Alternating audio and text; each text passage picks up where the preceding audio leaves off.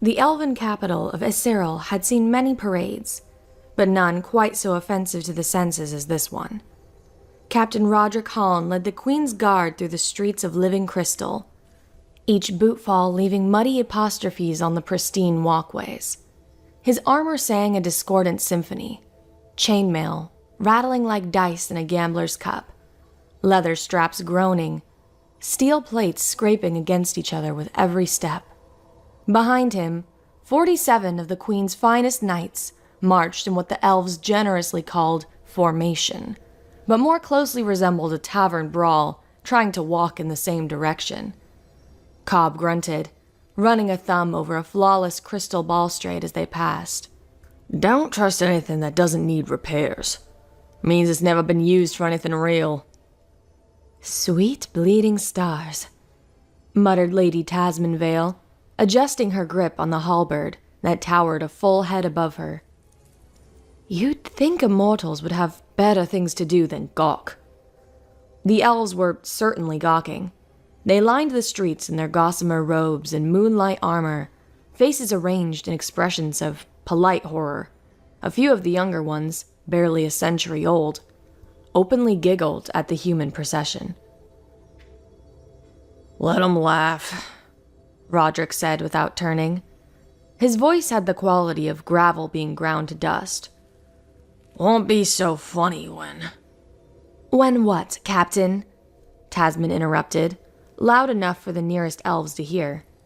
When they realized we've tracked horse dung through their pretty streets? Because that ship has definitely sailed. From somewhere in the ranks, Cobb's voice rose like a rusty hinge. Oi! Who told Danrick he could bring his bloody shovel? It's ceremonial, came the reply from Sir Dunrick, who was, indeed, carrying an entrenching tool strapped to his back alongside the sword.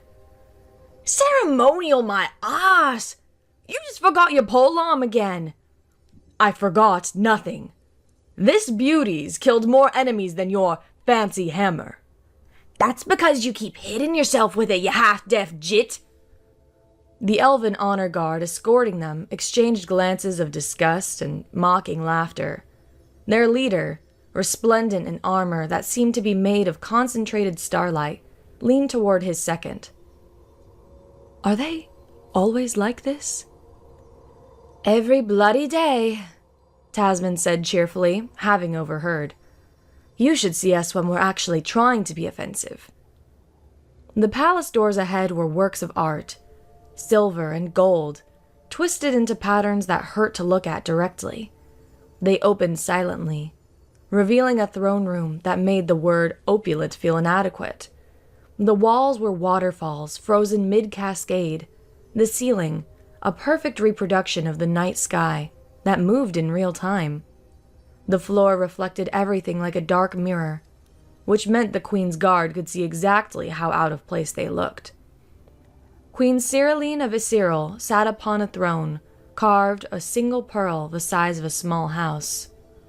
She was beauty, distilled into physical form, the kind of perfection that made you want to apologize for existing in the same space. Her court arrayed around her like exotic birds, all silk and shine, and carefully curated poses. Roderick led his knights forward, their boots thundering obscenely in the perfect acoustics. They stopped at what he judged to be the appropriate distance, close enough to be heard without shouting, far enough that their smell wouldn't reach the throne. Your Radiance, Roderick said, removing his helmet. His scarred face emerged like a battlefield photograph. One eye was milky white.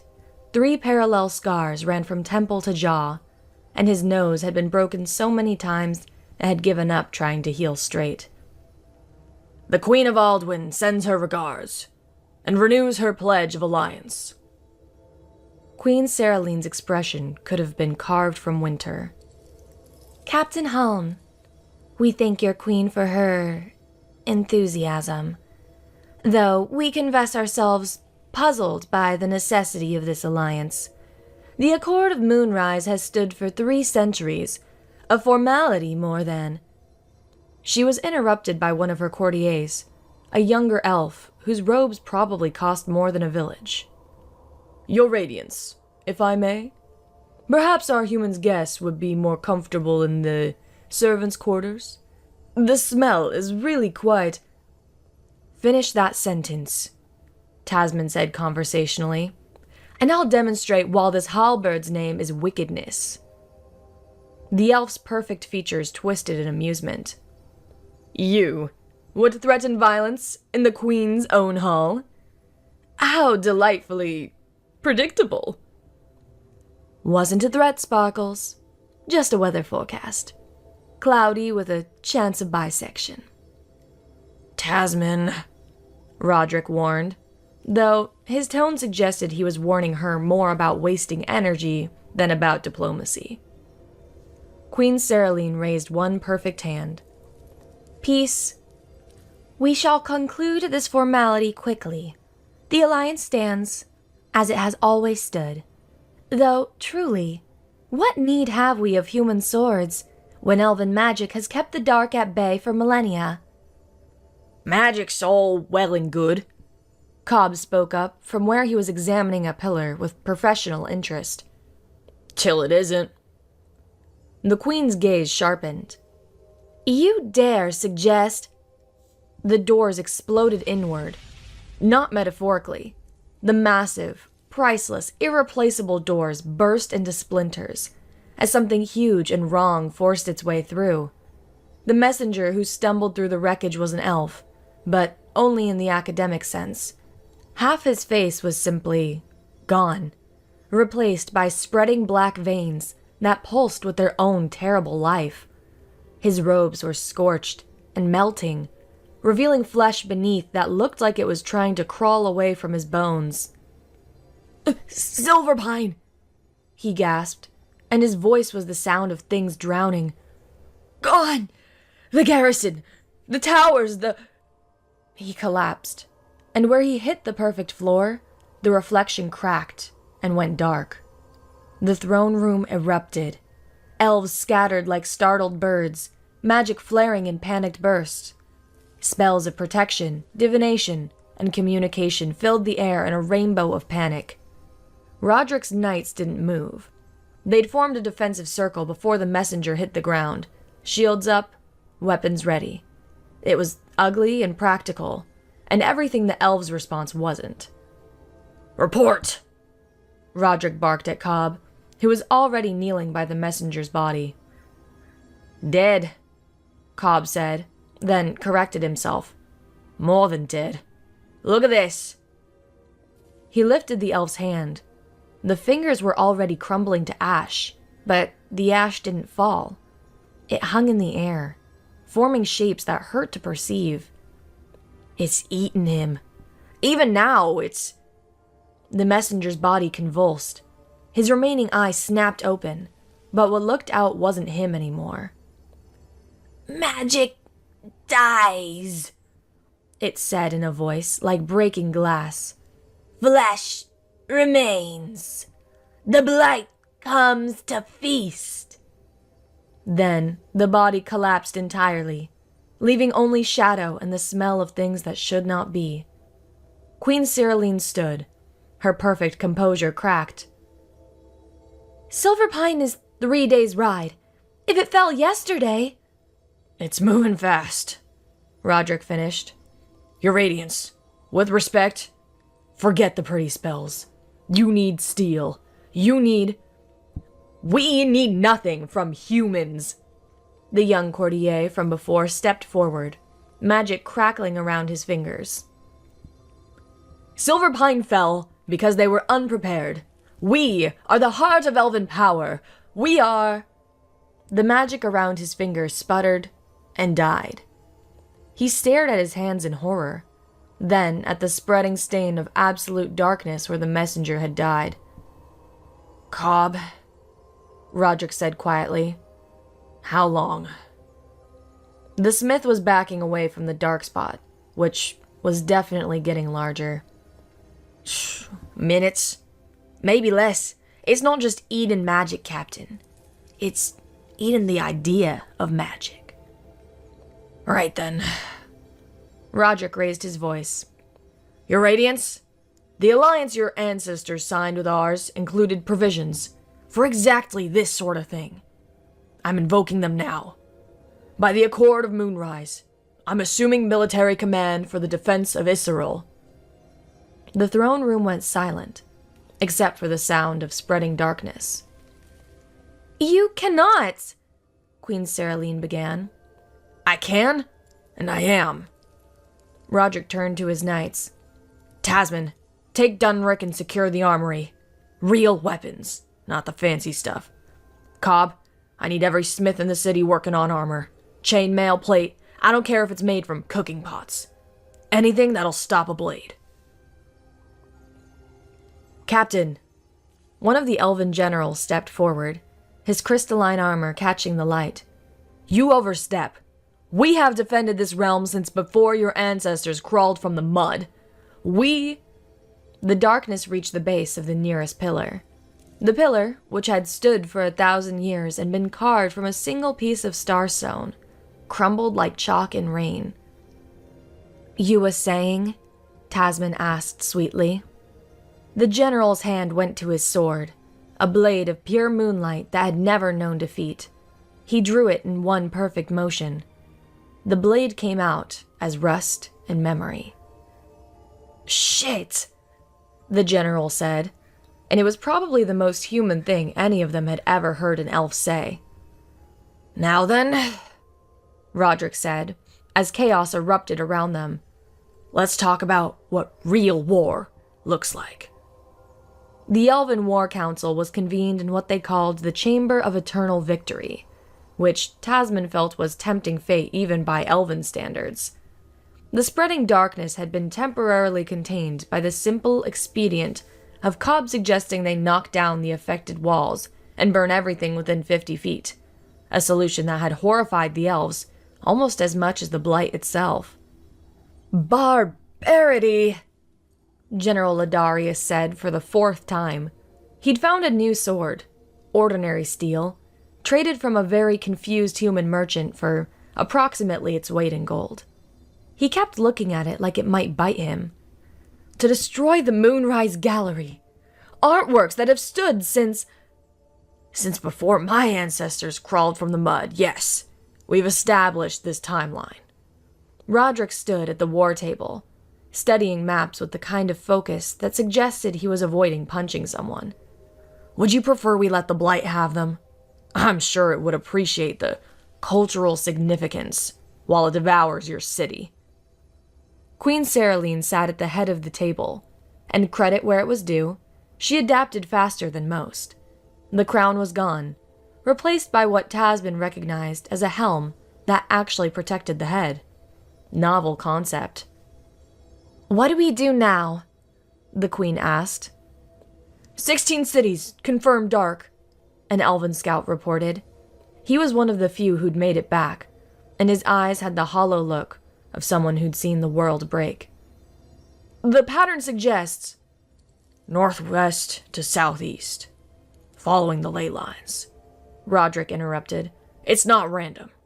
The Blight's following your magical network, like a disease, through veins. That's not possible, Ladarius said. The ley lines are protected by magic, Cobb finished. He was surrounded by maps, chalk, and the kind of mathematical equations that made Tasman's head hurt. Which is exactly what this thing eats. Captain, if I'm right, and I usually am about things that'll kill us, it'll hit the ground convergence in about 6 days. Every elf in the room went pale. The Grand Convergence was where all the continental ley lines met, the heart of elven power. If it reaches that... Queen Saraline didn't finish. She didn't need to. Right then, Roderick said. We need to stop it before it gets there. Tasman, what's our status? 47 knights ready to fight. Another 100 men-at-arms from the embassy garrison. Found about 300 elves who actually know which end of a sword is the sharp bit. She paused. Also, Dunrick's teaching a bunch of younglings something he calls combat geometry? I'm afraid to ask. It's very simple, Dunrick's voice carried from the courtyard where he was drilling recruits. You calculate the angle of descent, factor in wind resistance. No, not magical wind, you sparkly jit. Actual wind. Then you drop the biggest rock you can find. There was a crash, followed by cheering. He's got them dropping stones from the towers, Tasman explained. Turns out elves are very good at math when their lives depend on it. Good. We'll need... Roderick was interrupted by the door slamming open.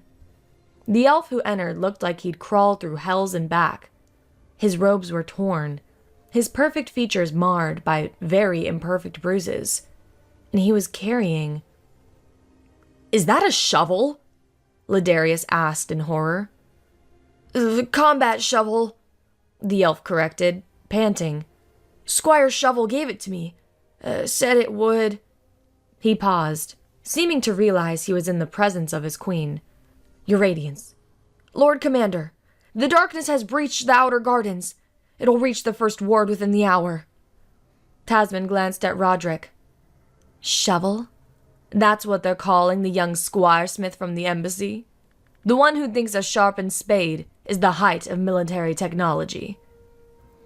If it keeps people alive, it is, Roderick said curtly. How did it move so fast? Saraline stood, reaching instinctively for magic that flickered and died at her fingertips. It's learning, Roderick said grimly. Each city it takes, it gets faster, smarter. We need to move. Now. The journey to the outer defenses was a masterclass in controlled chaos. Elven civilians streamed inward, carrying what they could. Human knights formed moving walls of steel, shepherding the evacuation with the kind of efficiency that came from long practice. Stay together! Keep moving! Leave the bloody harp, you pompous peacock! That was Sergeant Grek, a man who looked like someone had carved a soldier out of beef and spite. An elderly elf clutched at a floating chest that flickered between solid and translucent. But it contains my life's work! Symphonies that took centuries to... The chest flickered one last time and dissolved into nothing. The elf stared at his empty hands. Now will you bloody move? Grek grabbed the elf and practically threw him toward safety. The outer garden had been beautiful once. Now it was a battlefield, and not the glorious kind the elves sang about. This was ugly, desperate, and mean. The blight had manifested here not as darkness, but as wrongness. Trees that had grown for millennia were twisted into shapes that violated geometry. The famous whispering fountains now screamed. And moving through it all were things that had once been animals, now remade into engines of consumption. Shields! Roderick's voice cut through the chaos. The human line locked together, a wall of steel and determination. Behind them, elves fumbled with unfamiliar weapons, trying to remember Tasman's crash course in how not to die. Remember, she called out. Steel doesn't care about your bloodline. It doesn't need you to believe in it. It just needs you to swing it very hard at things you don't like. The first wave hit like a tide of teeth and hunger. A blight beast, something that might have been a deer in a previous life, charged the line. Its antlers were broken fractals that hurt to perceive. Its eyes were holes in the world. It met Roderick's shield and discovered that while magic might die, physics were eternal. The impact drove Roderick back a step, his boots carving furrows in the ground. But the shield held, and his sword, ordinary, ugly, perfect steel, took the thing's head off in a spray of something that wasn't quite blood. They die! He roared. You hear that, you beautiful immortal bastards? They die! Just gotta hit 'em hard enough. The battle was everything the songs never mentioned. It was Cobb, frantically patching armor between waves, using leather torn from decorative banners. It was Dunrick directing his artillery. teenage elves with rocks and mathematical enthusiasm. It was Tasman dancing between nightmares, her halberd writing ugly poetry in the air. And it was the elves learning, adapting, surviving. Lady Tasman! An elven recruit, the same young courtier who'd insulted them, now wearing borrowed mail that didn't quite fit, pointed at a cluster of blight beasts flanking their position. What do we do? What do you think we do, Sparkles?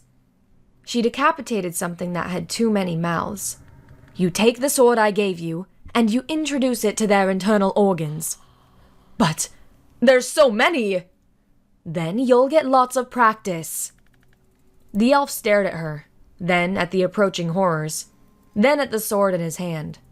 Something shifted in his perfect features, a recognition that the world had changed, and he could either change with it or die as he was. He charged. It wasn't graceful. He stumbled, swung wild, missed completely. A blight beast's claw caught his mail, punching through the rings to score flesh beneath. He screamed, not the musical cry of elven epics, but the raw sound of pain and fury. And then he swung again, and this time he didn't miss. That's it! Tasman laughed, wild and fierce. Ugly as sin and twice as effective. The battle raged for 6 hours. 6 hours of steel meeting nightmare, of physics defying metaphysics, of mortality splitting in eternity's eye. When it ended, the outer gardens were gone. In their place was a moonscape of churned earth and broken stones. But the line had held. Roderick surveyed the aftermath, counting heads. They'd lost 12 knights. Good men and women all. But they'd held. And more importantly... Captain! The young elf courtier approached. His perfect robes were ruined, replaced by blood-stained mail. His face bore a scar that would never quite heal right. His sword was notched and dirty. He'd never looked more alive. I believe I owe you an apology, he said. I called your methods primitive. They are primitive, Roderick agreed. Yes, the elf smiled, and it was a human expression, all teeth and fierce joy. Beautifully so. Behind them, Cobb was already setting up field forges. The sound of hammers on steel began to ring out, a percussion that drowned out the dying screams of magic. Right then, Tasman said, cleaning her halberd. Who wants to learn about flanking maneuvers? A forest of elven hands went up. The Queen's Guard had come to renew an alliance. They were building an army instead. 3 days later, the combined forces that made camp at Thornwatch Ridge, the last defensive position before the Grand Convergence, what had started as 47 human knights and a handful of desperate elves, had grown into something unusual, a mongrel army of steel and stubbornness. I still can't believe it's working, Queen Saraline said, watching elven warriors practice formations that would have horrified their ancestors. Where once they'd moved like dancers, now they moved like soldiers, efficient, brutal, and alive. She was quiet for a moment, then added softly, For centuries, we called it perfection, but it was stagnation. We polished the past until it was a mirror and never saw the future rushing up behind us. This ugliness. It is the first new thing our culture has created in 1,000 years. Belief's got nothing to do with it, Cobb said, not looking up from the armor he was modifying. He'd taken elven ceremonial plate and committed what they considered sacrilege, cutting away the decorative elements, adding leather joints, creating function from form. Steel doesn't need faith, just maintenance. The camp was a study in controlled chaos. Elves who'd never touched cookware were learning to prepare field rations. Warriors who once summoned food from pure magic were discovering the dubious joys of hardtack and mystery stew. "What's in this?" Lord Farrendel asked, poking his bowl suspiciously. "Better not to ask," Shovel advised. The unknighted squiresmith had become something of a legend after holding a bridge single-handedly with his entrenching tool. 3 elven nobles had just offered to knight him. He declined, saying he didn't want to insult his shovel with a fancy title. "Just eat it and be grateful it's not moving." "It's not moving, is it?" Farrendel checked. "Not anymore." Across the camp, Dunrick had set up what he called his Academy of Applied Violence. His students, a mix of elven youth and human squires, were learning that warfare was less about glory and more about angles. "Right then, you sparkly gits, watch close!" Dunrick demonstrated with a training dummy. "Enemies taller than you? Good! Means their center of gravity's higher. Hit 'em here." He struck the dummy's knee. "And physics does the rest. Don't need to be strong when you're smart. And if you're like me and you got your bell rung one too many times, you better be smart." "Sir Dunrick?" One of the elven students raised a hand. "What if they're wearing armor?" "Then you hit 'em harder. Or find a gap. Armpits, groin, back of the knee. Ugly places, but ugly work." He grinned, his scarred face crinkling. "Remember, chivalry's for people who can afford to lose. We can't." Tasman watched from her perch on a supply wagon, cleaning wickedness with the kind of care most people reserve for newborns. The transformation in the elves was remarkable. They'd gone from ethereal to earthy in record time, and while they still had their pride, it was a different kind now. Earned, not inherited. "Copper for your thoughts?" Roderick approached, looking like he'd been awake since the invention of consciousness. "Just wondering if we're gonna live long enough to see how this story ends," Tasman said. "The scouts' reports—" "I know." Roderick's expression looked like it could have been carved from granite. "The blight's moving faster. It'll reach the convergence tomorrow. Maybe the day after, if we're lucky." "And our chances?" "Somewhere between slim and none. Leaning toward none." He paused. "But then again, our chances of getting this far were about the same." "Cheerful. You should give motivational speeches." "I leave that to you. You're better at lying." They were interrupted by a commotion near the medical tents. An elven scout had returned, but something was wrong. His horse was lathered in sweat and blood. Not all of it the horse's. "Report!" Roderick commanded, as the scout half fell from his saddle. The blight!" The elf gasped. "It's not just consuming anymore. It's thinking, planning. There's something leading it." "Something?" "I saw it." The scout's eyes were wild, with more than fear. "It wore a shape. Like an elf, but wrong. Like someone's memory of beauty. Turned inside out. It spoke. What did it say?" "The feast begins with the sweetest meat." The scout shuddered. "It's coming here. Tonight. With an army of things that used to be alive." The camp exploded into motion. There was no panic. Roderick had drilled that out of them. But there was urgency. Weapons were checked. Armor donned. Positions taken. "How long?" Roderick asked. 2 hours. Maybe less. "Right." Roderick raised his voice. "Listen up, you beautiful bastards. The enemy's coming early to the party. Rude of them, but we'll make do. Formation Delta 3. Elves on the flanks, humans at the center. Dunrick, I want your artillery ready to sing. Cobb? Already on it, Captain. The smith was distributing his latest innovation, arrows and bolts, with heads made from melted down elven jewelry. Turns out their precious metals make decent projectiles when you stop caring about the artistic merit. Tasman, you're with me at the point. Wouldn't be anywhere else. She stood, shouldering wickedness. Though, I notice you always put me where fighting's the thickest. That's because you're too mean to die. Flatterer.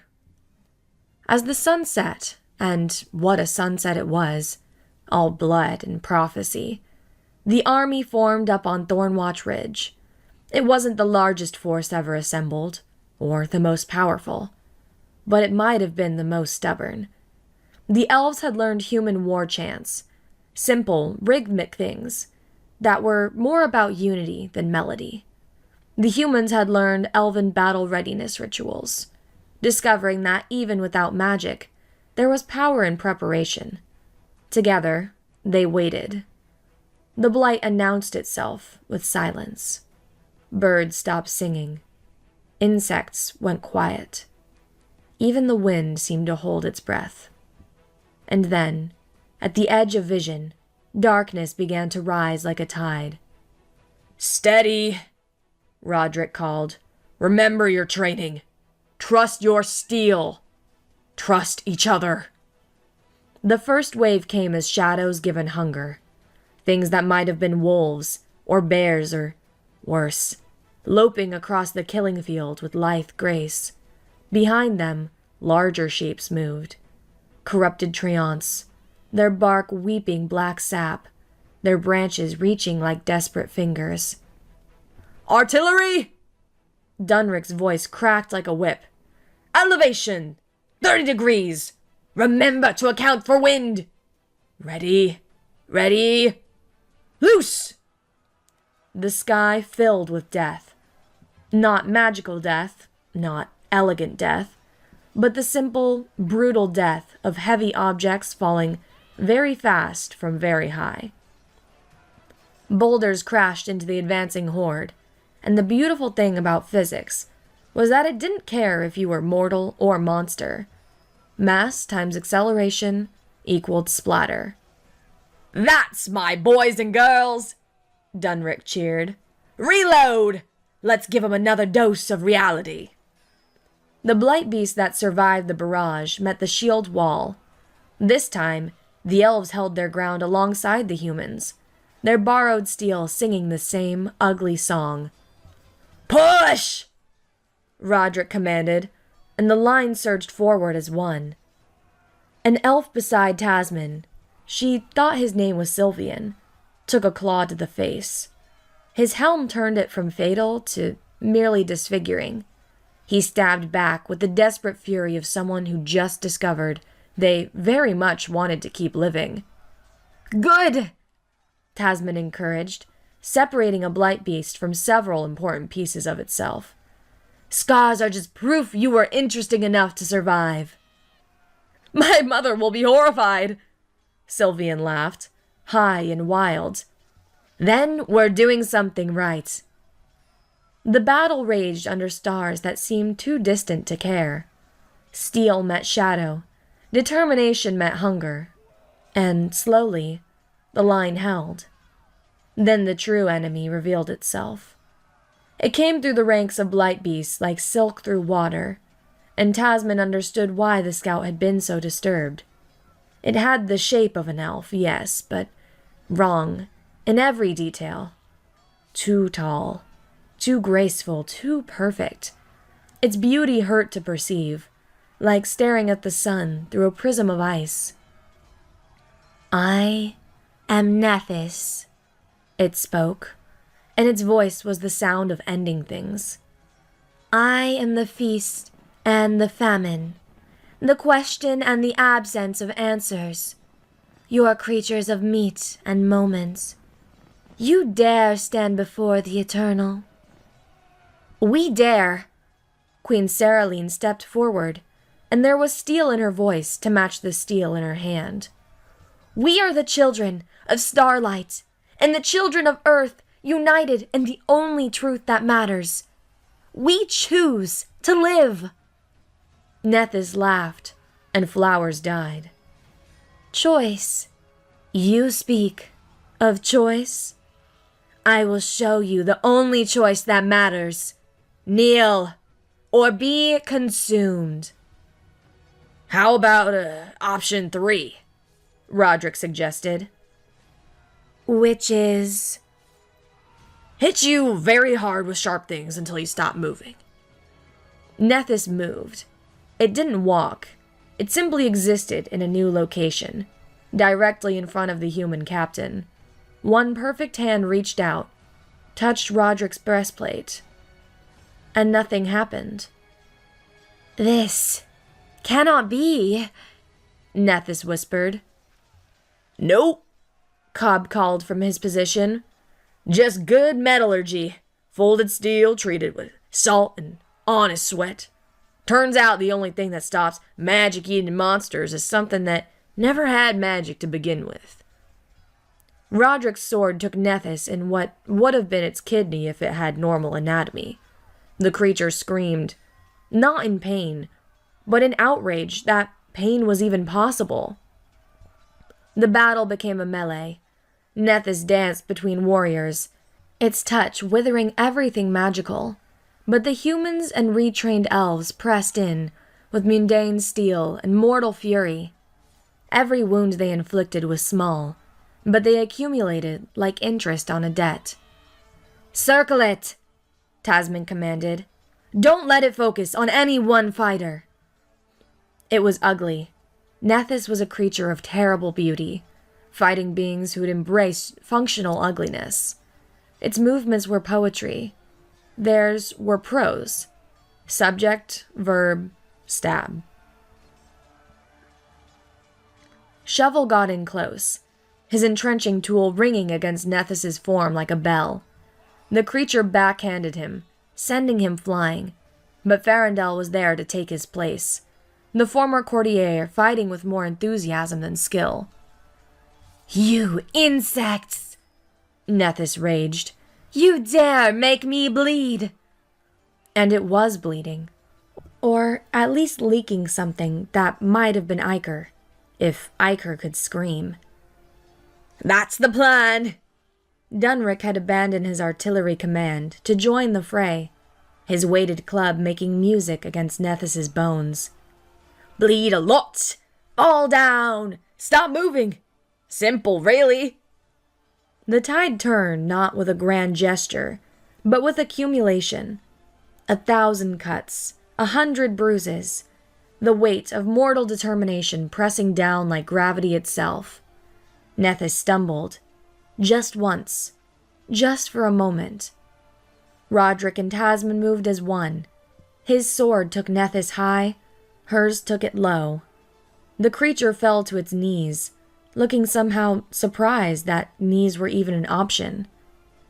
This isn't possible, it whispered. I am eternal. I am... You're done, Queen Saraline said quietly. She stood before the creature, steel steady in her hand. We gave up eternity for this moment. We traded perfection for survival. And that's why we win. Her blade came down like judgment. Nethys died. It wasn't beautiful, or poetic, or meaningful. It simply stopped. And with it stopping, the Blight army collapsed. Shadows fled back to being shadows. Corrupted beasts fell apart into component memories. The darkness that had been advancing, like inexorable death, retreated. They stood there in the aftermath, humans and elves, bloodied and breathing, and alive. Is it over? Someone asked. This battle, Roderick said, watching the darkness recede. Not the war. The convergence is still threatened, but... He looked around at his mongrel army. these beings who'd learned that survival trumped style. I like our chances. Captain. Sylvian approached, his face a ruin of scars that somehow made him look more real than he'd ever been. Permission to make an observation? Granted. I think I understand now. Why humans build things to last, why you maintain instead of simply remaking. He touched his scarred face. Because the damage is part of the story. The repairs show we chose to continue. Philosophy from someone who just hit a nightmare with a borrowed sword, Tasman mused. The world really is ending. No, Queen Saraline said firmly. It's beginning. Differently than we expected, uglier than we'd hoped, but beginning nonetheless. They made camp among the dead, too tired to return to their previous position. Cobb immediately began collecting salvageable metal. Waste not, want not. Dunrick started calculating new trajectories for tomorrow's battles. The elven cooks began preparing what would generously be called food. And overhead, the stars looked exactly the same as they always had, which was somehow the most comforting thing of all. Tomorrow, we march on the Convergence, Roderick announced. Get some rest. Maintain your gear. Eat something horrible. Stay alive. The most inspiring speech in military history, Tasman muttered, but she was smiling. As the camp settled into exhausted sleep, Shovel sat with his entrenching tool across his knees, standing watch. An elf approached, one of the young nobles who'd been transformed by recent events. I would learn, the elf said simply. The way of the shovel. Shovel looked at him for a long moment, then nodded. First lesson, it's not about the shovel. It's about the willingness to dig, to get dirty, to do the work nobody songs about. I understand. No, but you will. They sat together in companionable silence, the unknighted and the formerly noble, watching the horizon for signs of tomorrow's horrors. The war wasn't over. The Convergence still needed defending. The Blight was wounded, not dead. But for the first time since the darkness had come, they had something more powerful than magic. They had proven that steel and stubbornness could make even nightmares bleed. The Grand Convergence rose from the earth like a broken promise. Once, it had been the jewel of elven civilization. 7 towers of living crystal, arranged in perfect symmetry, each one a tuning fork for the world's magic. Now, 3 of the towers were dark. Their crystal turned into something that ate light. The remaining 4 flickered like dying candles. 2 days forced march. This is what we get to see. Sergeant Grek spat. Bloody depressing if you ask me. Nobody asked you, Tasman said, but her heart wasn't in the banter. The corrupted towers were wrong, in a way that made her teeth ache. The combined army, now nearly 3,000 strong after gathering stragglers and survivors, made camp on the final approach. The Convergence sat in a natural bowl, surrounded by cliffs on 3 sides. One way in, one way out. Perfect for defense, terrible for retreat. It's a killing field, Roderick observed, studying the terrain with Cobb and Queen Saraline. If we fail here, then we fail permanently, Saraline finished. The Convergence doesn't just channel magic. It is magic, given form. If the Blight consumes it entirely... No more magic, ever, anywhere. Cobb was sketching fortification plans with charcoal on leather. On the bright side, we won't have to worry about it for long. The magical races, elves, dwarves, and the others, they'll just stop. Define stop, Tasman said. Cease. End. Return to the earth that made them. Saraline's voice was steady, but her knuckles were white on her sword hilts. We were never meant to be permanent. Magic made us more than mortal. Without it, "You'll be like us," Roderick said quietly. "Just people." if we're lucky," she managed to smile. "Though, after the last week, I'm beginning to think there are worse fates." They spent the night in preparation. Not the mystical preparations of elven tradition, but the practical sort. Sharpening blades, patching armor, making peace with mortality. The mixed forces had developed their own rituals, ugly little ceremonies that would have horrified both cultures a week ago. Elves helped humans oil their mail, learning the meditation and maintenance. Humans joined elves in their remembrance circles, discovering that grief sounded the same in any language. They ate together, fought together, complained about Cobb's field rations together. "I want to make something clear," Roderick addressed the assembled forces as dawn approached. "What we do today isn't about glory. It isn't about songs or stories. It's about buying time. The mages." He nodded to a small group of elven scholars who'd been working frantically on a solution. "Tell me they might have a way to seal the blight, but they need ours. We don't have." "So, we give them those hours," Tasman continued. "We hold the line until we can't, and then we hold it anyway." "Some of us won't see sunset." Roderick's scarred face was calm. "Most of us, probably.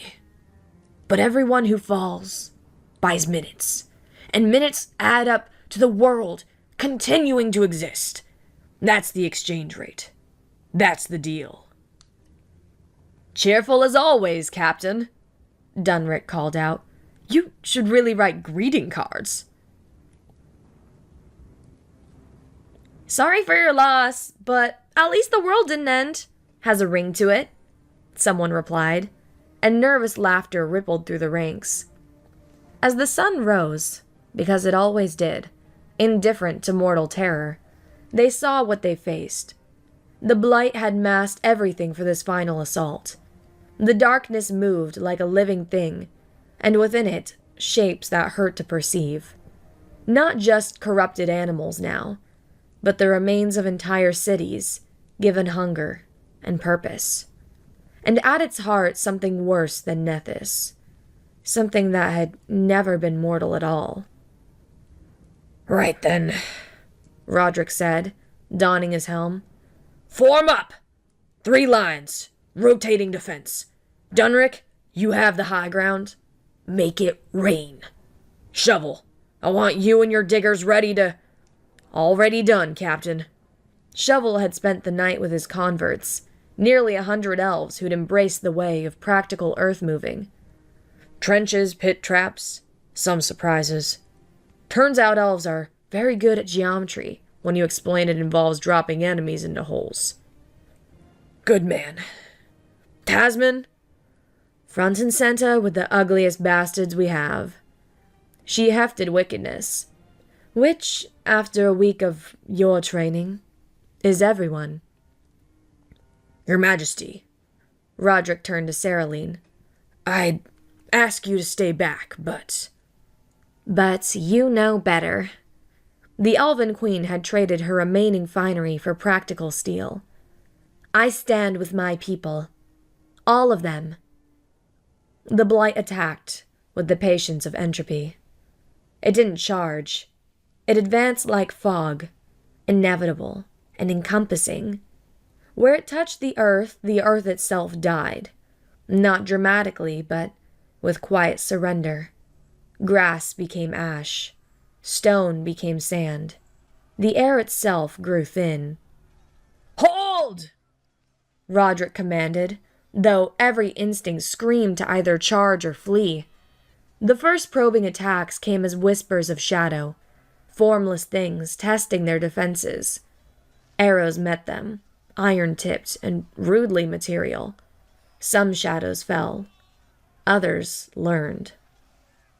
"They're adapting," Cobb observed, never stopping his work reinforcing armor, even as battle loomed. "Getting solid where our weapons hit, staying ethereal elsewhere." "Then we hit 'em everywhere," Tasman said. "Front rank! Execute maneuver! Hit everything very hard!" It wasn't in any military manual, but they'd drilled it enough. The shield wall surged forward, not in a charge, but in a controlled advance. Steel met shadow, and shadow gave way. Slowly, grudgingly, but it gave. For an hour they held. The 3-line rotation Roderick had devised meant fresh fighters constantly cycled to the front, while the exhausted fell back to have armor patched and wounds bound. It was ugly, mechanical, and absolutely effective. Then the true enemy revealed itself. It rose from the center of the blight like a mountain being born. Where Nethys had been wrongly beautiful, this was wrongly vast. It had no fixed form. One moment a giant of rotting starlight, the next a dragon of inverse fire, then something that the eyes refused to process. "The feast reaches its crescendo," It spoke in a voice that was the absence of sound. "I am the hunger between stars. I am the question that breaks the asking. I am—" "Really fond of the sound of your own voice," Tasman interrupted. "We get it. You're very impressive. Can we skip to the part where we try to kill each other?" The entity paused, apparently unprepared for mockery. In that moment of confusion, Dunrick's artillery spoke. Boulders, ballista bolts, and everything else they could launch filled the air. Most passed through the entity harmlessly, but some struck whatever passed for solid. And when they did...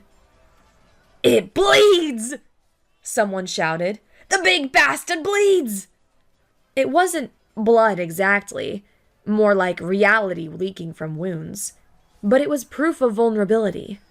The entity roared and attacked in earnest. The battle became a nightmare of attrition.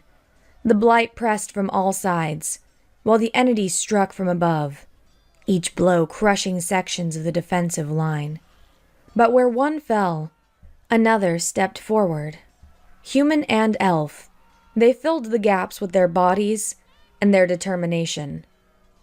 "Second line, advance! First line, fall back!" Roderick's voice cut through the chaos, maintaining order through sheer will. "Can't fall back!" Sergeant Grek called. "Too many wounded." "Then we hold here." The entity focused on Roderick then, recognizing command. It descended like judgment, one massive appendage of crystallized nothing sweeping down. Shovel was there. The unknighted squiresmith met the blow with his entrenching tool, and the clash sent shockwaves through both armies. He held for 1 second, then 2, before being driven to one knee. "Some help would be nice," he ground out. The response came from everywhere. Arrows, spears, thrown weapons, anything that could reach. But more importantly, the elven scholars cried out in unison. "We have it! The seal! But we need time!" Roderick finished. "All units, final defense! This is where we stand!" What followed would never be sung in the old way. There was no grace to it, no beauty. Just beings who'd decided that tomorrow was worth bleeding for today. The Queen's Guard formed the core, shields locked, making themselves into a wall of meat and iron. Around them, elves who'd learned that survival was uglier and more precious than perfection filled the gaps. They fought with shovels and swords, with stones and stubbornness. Cobb had given up on repairs, his hammer serving a more immediate purpose. Dunrick had abandoned his artillery to stand in the line, his calculations replaced by the simple math of strike and counterstrike. Even the cooks fought, wielding ladles and cleavers with desperate efficiency. And at the heart of it all, Tasman danced her ugly dance, wickedness painting the air, with ending after ending. "How much longer?" Roderick demanded, half his armor torn away, blood running from a dozen wounds. "Minutes!" the lead scholar cried. "We need minutes!" "You heard him!" Roderick's voice rose above the din. "Minutes! We hold for minutes!" The entity pressed harder, reality bending under its assault. The defensive line buckled, reformed, buckled again. Bodies piled up, human and elf indistinguishable in death. But they held. "I take it back," Sylvian gasped, his scarred face split in a mad grin as he fought beside Tasman. "This is definitely worth a song. A terrible song that no one will want to hear, but still." "Focus on living through it first," Tasman advised, separating something unfortunate from its method of locomotion. The entity made one final push, pouring all its wrongness into a blow that would shatter any defense. "Now!" the scholars screamed. Light erupted from the remaining towers. Not the gentle light of elven magic, but something harder, more desperate. It was every sunset ever seen, every candle lit against the dark, every star that refused to go gentle into that good night. The entity recoiled, its form wavering. "The seal! Drive it back to the seal!" "You heard him!" Roderick raised his notched sword. "One more push! One more!" They advanced. Not in formation, they were beyond such niceties. They advanced as a mob, as a mass, as a single organism that had decided it was done being prey. The entity retreated step by step, herded by steel and determination, toward the center of the convergence, where the scholars had prepared their trap. It fought every inch, lashing out with appendages of unbeing, but the wall of meat and iron pressed forward. "Almost!" The lead scholar's voice was strained. "Almost!" The entity realized the trap too late. The seal activated, not with the pure light of traditional magic, but with something hybrid, something born from the fusion of elven knowledge and human stubbornness. It was ugly patchwork, held together by will more than skill. It was perfect. The entity's scream shattered the remaining windows in the convergence. It clawed at reality, trying to escape, but the seal held. Layer by layer, it was compressed, contained, constrained. "It's working," Saraline breathed. And then, with a sound like the world's largest door slamming shut, it was over. The entity was gone. The blight, cut off from its source, withered like plants in an oven. The darkness that had threatened to consume the world stopped. They stood there in the aftermath, the survivors, too exhausted to celebrate. The grand convergence was scarred, but standing. Of the 3,000 who'd marched here, perhaps half remained, and most of those bore wounds that would never fully heal. Roderick stepped away from the others for a moment, reaching into his belt pouch.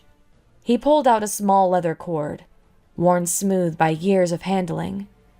It belonged to Sergeant Harwick, one of the 12 who'd fallen in that first desperate battle. He looked at it for a heartbeat, then tucked it away and returned to his duties. The dead deserved remembrance, but the living needed leadership.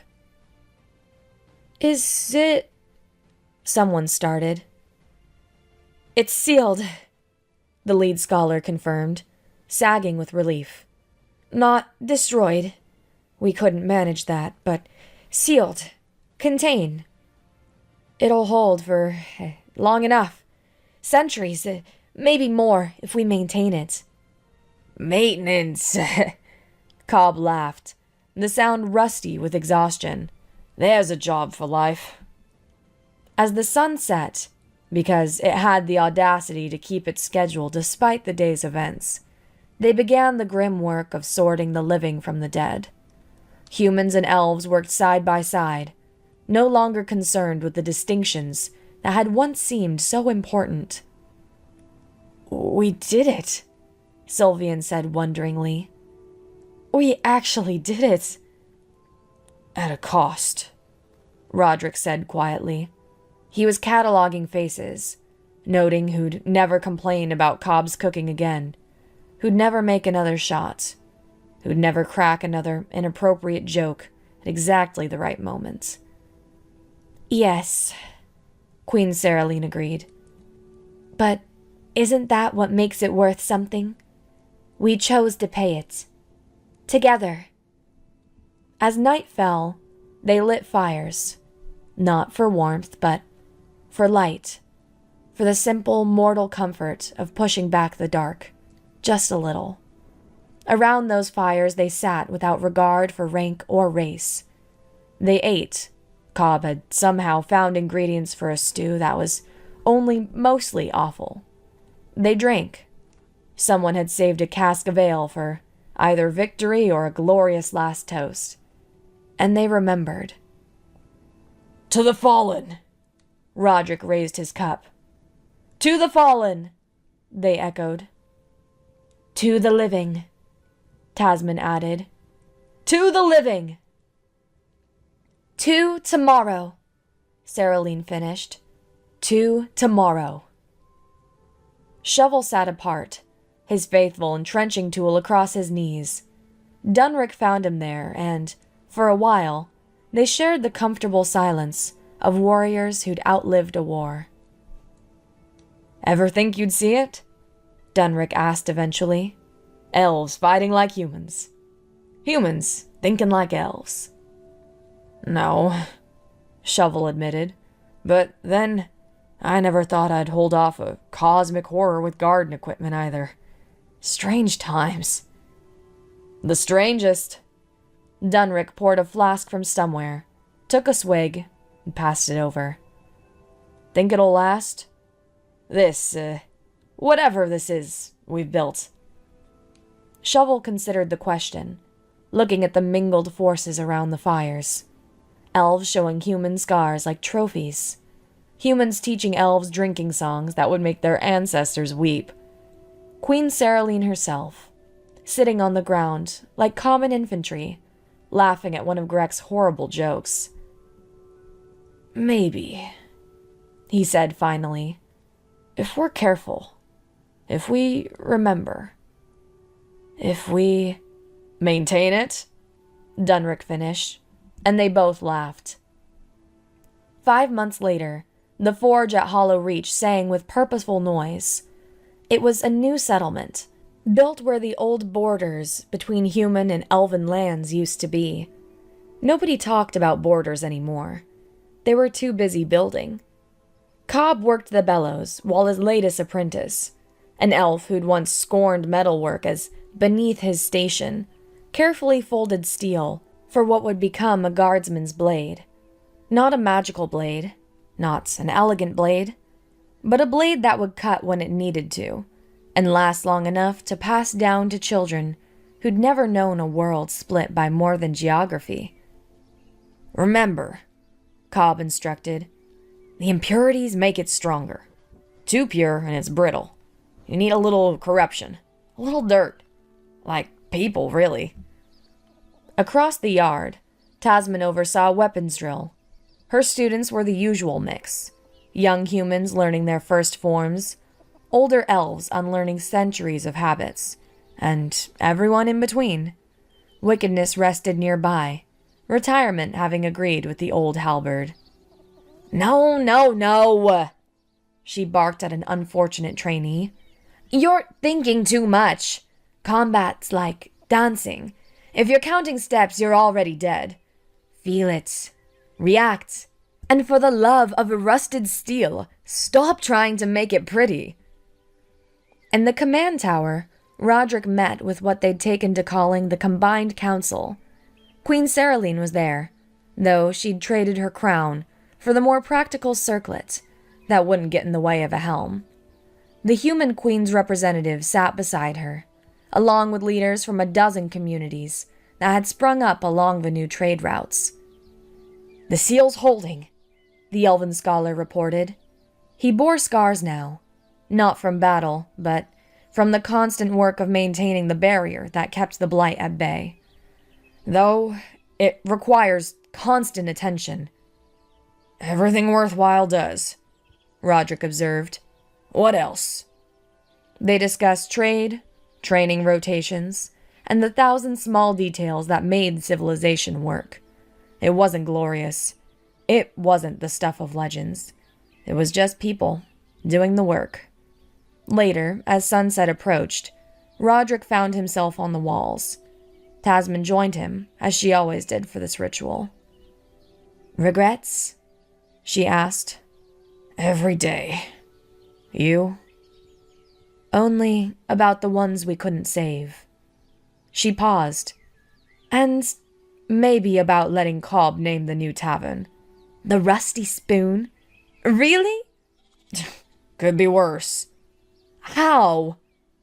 "He wanted to call it the Comfortable Coffin." They stood in companionable silence, watching the sun paint the sky in shades of ending and beginning. "Think they'll remember?" Tasman asked eventually. "Not the glory. I know that'll get polished up and ruined by storytellers, but the important bits. That survival's ugly. That working together is harder and more valuable than working alone. That maintenance matters more than magic." Roderick considered the question, watching the mixed patrols make their rounds, seeing the way human and elf had learned each other's strengths and shored up each other's weaknesses. "Some will," he said finally. "Enough will. And the ones who forget, well, they'll have the ones to remember to remind them." "With swords, if necessary?" If necessary. But hopefully with words first." "Getting soft in your old age, Captain." "Maybe. Or maybe just smart enough to know that the hardest battles are the ones you don't have to fight." Below them, the settlement bustled with life. Forges rang. Children played, human and elf together, inventing games that would have horrified purists from both cultures. Someone was singing, badly, but with enthusiasm. It wasn't paradise. It wasn't even particularly pretty. But it was alive and real, and theirs.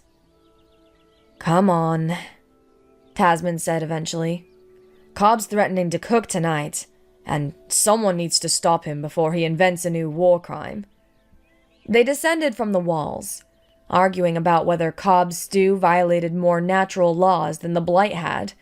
Behind them, the first stars began to appear, unchanged and unchangeable, keeping watch over a world that had learned the hardest lesson of all. Sometimes the best magic is no magic at all, just steel and sweat, and the stubborn refusal to let the darkness win. Somewhere in the settlement, a hammer rang against an anvil, maintaining the tools that maintained the peace. The rust never sleeps. Neither do those who stand against it. And in that truth, ugly and practical and absolutely unshakable, lay the foundation of every tomorrow worth fighting for.